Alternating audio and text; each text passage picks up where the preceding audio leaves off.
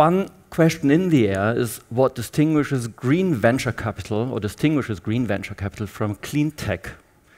And I wasn't quite sure myself, so I looked it up and I found a nice quote from John Durr from Kleiner Perkins, who basically said, clean tech hasn't panned out from an investment standpoint, but green tech will. The difference? The word green means money is to be made, he said. It's about advances in areas such as nanotechnology and alternative fuels that mean that companies will succeed in the future where past efforts have failed. Olaf, I think you have a perspective on green versus clean. Perspective on it. So I think from venture capital perspective, it's from a tech venture capital perspective, it's rather difficult to invest, for example, in a pure clean tech deal because the investment cycle is much longer than a normal tech investment cycle. So if a software company, for example, normally in 1 year the product should be ready to launch and to ship the product. But if you invest in a pure hardcore clean tech investment or startup, solar or wind, it can take years to get the first proof.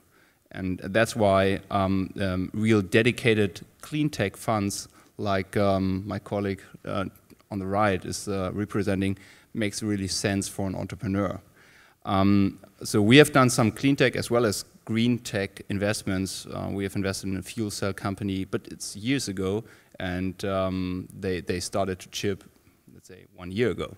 And our latest investment is a green IT investment, but I think I will come to it later. Okay.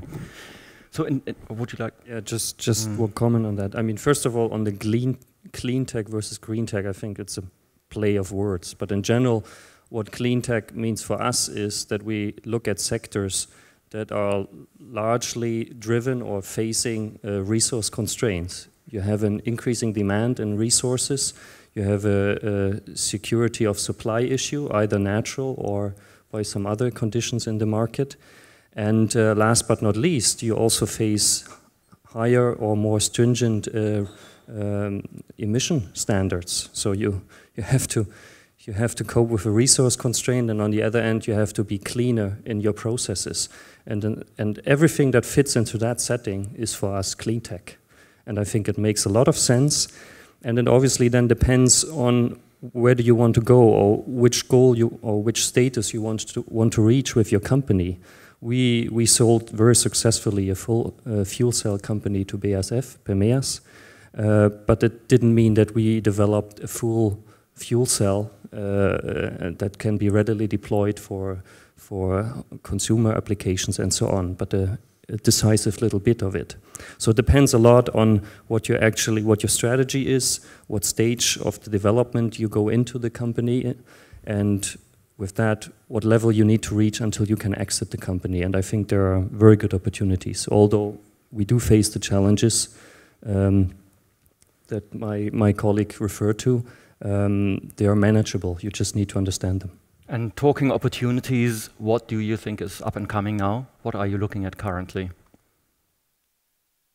We will look at everything, and I like the expression play of words. So there is, I think, no difference between green tech and clean tech. For us, it's a matter of survival. We want to find a way into a sustainable future for the world itself, and so we are looking for everything that helps us to survive. So that means every technology that lowers carbon footprints of society, of companies, of individuals, is interesting for us. And sometimes it's worth to spend some time of the more hidden opportunities in a business. Today in the morning, I was not here due to other matters in the office, but I heard saying that Hermann Scher asked, why don't we have some photovoltaic cells in our handy handhelds, PCs, etc. That's one of these photovoltaic mini cells. Everybody ignores. It's a contribution to a sustainable lifestyle. It helps to extend the range of a speaking time, let's say 1 or 2 hours, it depends on the sun irradiation. But it's a symbol and it's a sign. And if you count together all owners worldwide having a handy, you come to billions. And if you count together the energy consumption of all the billions, you have a contribution to climate change challenges. And that's that's a problem, or that's a contribution that we are looking for. Well, of course, I think everybody's looking for the Google of sustainability and the genius engineer that has been hidden in some garage for years now, and maybe some of us will find them. But personally, I was most interested in business cases that combine existing pieces of technology, that combine secondary and tertiary business models. So like from the pitches we've heard today, Discovergy and stuff like that, that's really of a lot of interest to me personally, because we will take Cleantech and Greentech deals as well, but our goal is probably not to sell something in 5 years' time to a big industry company, although we have 3M as a cornerstone investor, and 3M is probably the best investor you can have, because they want to make 50% of their turnover in 5 years' time with stuff that is not around yet. So they are dedicated to innovation. But I want to help these companies that have, or that take 3 or 4 building blocks and put them together in a new and fresh way to go into the mass market tomorrow, 2011, 2012. So that's a bit our focus. So a bit smaller, a bit quicker, and as we all said, we can wait for the Teslas to drive out there in millions, but if we make e-scooters a success in a few European cities, then something is already won, because it's about the concepts behind the stuff and not about fuel cell A or B. We have to make the business of fuel cells thrive. Thank you. Olaf, some thoughts? I think I started this round. So if you think about some of the best deals of your careers versus some of the dumbest things you've ever invested in, what comes to your mind? Who wants to start? The dumbest one? I start with the dumbest one, yeah? Go ahead. Because we heard already about desalination, and we got a desalination deal in 2001. And all we learned was that the founder of the company was making too heavy holidays on cost of the company. So I think he's still in Malaysia and having a mixture between holiday and business, but the company is running incredibly low. So that was the dumbest deal, because crucial always is the team and the quality and the dedication to the business. And if someone doesn't have the ability to suffer for a success, so you have such dumbest cases sometimes. Thank you. Well, the dumbest deal we have seen forever. We turned them down, so it was really the dumbest deal. It was MySQL, and as you guys know, it has been sold for 1 billion. So we turned it down. We didn't invest. This was really dumb. Ouch. So this is the flip side of the medal. I've done some dumb deals when I was an active business angel, because there's a big difference between being an entrepreneur and being a business angel, because as an entrepreneur, you're master of your own destiny, and as a business angel, you're lost. The best deal, you asked for the best deal as well, and that's what I've learned. The best deal is always the last deal you have invested in, because you're excited about it, and you still believe in it because you didn't run into any obstacles or hurdles or bad things. And but the latest deal is really, I think it can be a great deal. The short pitch is an enterprise software, green IT. You install this software in the network of an enterprise customer, and immediately 30 up to 50% of your energy consumption will be saved.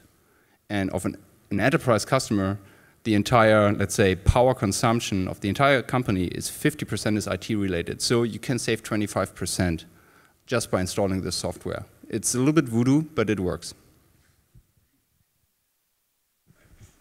Well, we made a good deal by bringing our cornerstone investor in, as I said, 3M. We will do 3 to 5 deals in the coming 2 to 3 months, depending on the process it takes to close them. But I'll only be able to tell you if there was a good deal, very good deal among them after that. So sorry for not being able to contribute.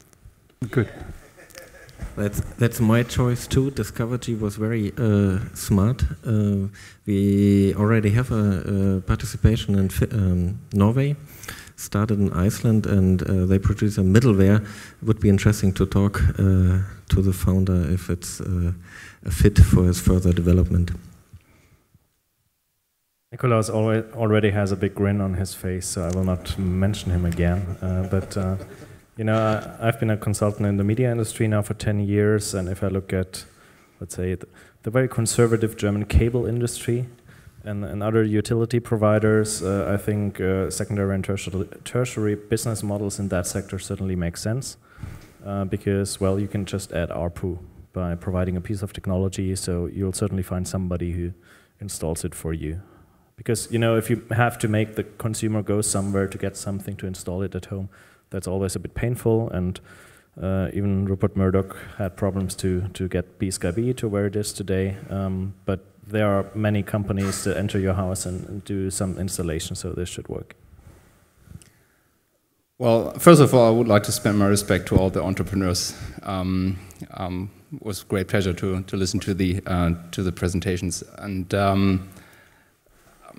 well, I think the question is quite difficult to answer because it depends on the fund. You know, we are investing in other things like you guys because our fund metric is completely different. And if I answer from our fund perspective, that won't reflect my personal, let's say, favor. The guy knows which case I really like. But I won't tell because there's too much money sitting on this side here. So no answer from my side. Very discreet. Okay. Any questions from the audience? We are running out of time. 2-3 minutes left. Yes, please. Just very one short question. My name is Mr. Schreiber.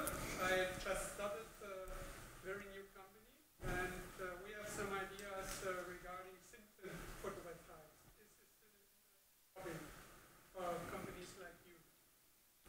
Thin photovoltaics. Yes, for us definitely. We are an investor in a thin film company called Sunlight from the US. You probably know them. And I don't even know, well, I can only speculate if you are one of the companies we're currently looking at. So it is of interest. It depends which kind of thin film and which kind of... Silicon-based thin film? Yes. Okay, sounds interesting. I can only make a general statement. You know, VCs act a little bit like, well, there are fashions, let's put it this way, in the VC world as well. So if you want to avoid missing the big deals, I think it's very useful to look at every case and to really try to be objective. And so there are no no's. Okay, thanks a lot for your participation. A big applause. Olaf, sorry. So, was just looking at the big zero. As a VC, as a venture capitalist, we have to be curious for all the cases. But I've learned one thing: never invest in hypes. Yeah? And if there's too many buzzwords in a business plan, normally I turn it down. But thin film is interesting. Okay, thank you. Thank you for coming. A big applause.